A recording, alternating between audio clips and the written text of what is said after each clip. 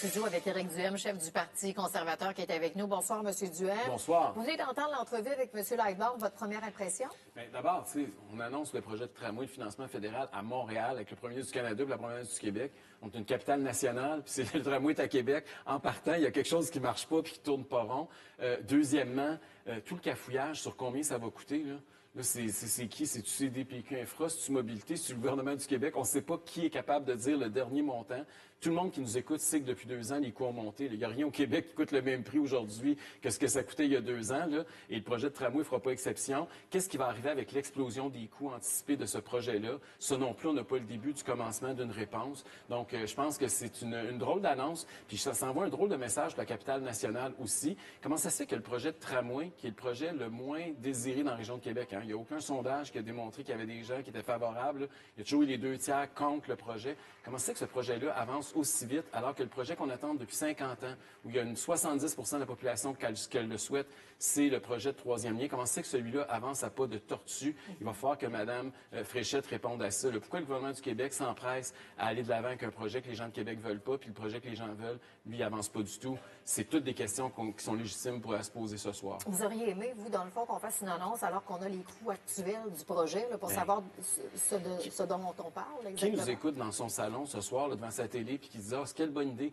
on va commencer à construire une maison, puis je sais pas combien ça va me coûter. » Il y a personne qui ferait ça. Il y a juste le gouvernement, puis on le sait que ça va exploser les coûts. Puis ce qui est le pire, là, la semaine passée, l'Union des municipalités du Québec, la Fédération québécoise des municipalités du Québec étaient réunis ici à Québec pour nous dire on n'est plus capable de financer le maintien de nos infrastructures. Là, on annonce des milliards pour des nouvelles infrastructures, alors que les infrastructures qu'on a déjà au Québec sont en train de s'écrouler. Il y a quelque chose qui ne marche pas dans ce projet-là depuis le début. Il n'y a pas d'acceptabilité sociale, puis on continue à vouloir le rentrer dans la gorge des gens de Québec. C'est vraiment bizarre. Justement, là, sur le rapport de Monique Jérôme-Forget et de M. Nicolas Marceau, qui disait il faut mettre l'argent dans ce qui est déjà existant avant de commencer à construire du nouveau.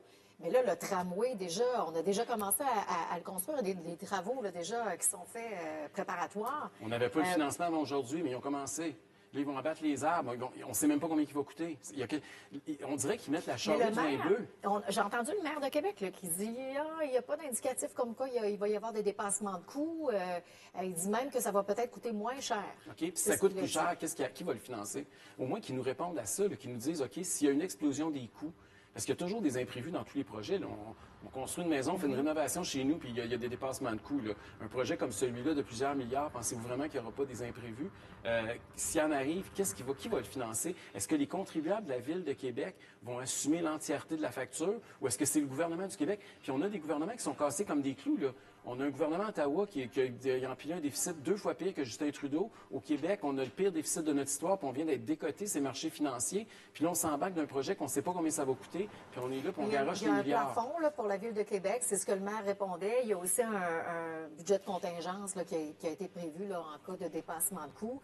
Mais en tout cas, vous avez entendu ce que M. Lightbourne disait là-dessus. Mais vous feriez quoi avec l'argent là, qui est octroyé aujourd'hui? Vous iriez davantage pour investir dans les vieilles infrastructures au lieu de... Vous avez parlé tantôt du rapport de Monique Jérôme-Forget et de Nicolas Marceau. Ils disent qu'il faut rénover nos infrastructures. On a un gros déficit. C'est un déficit caché, ça.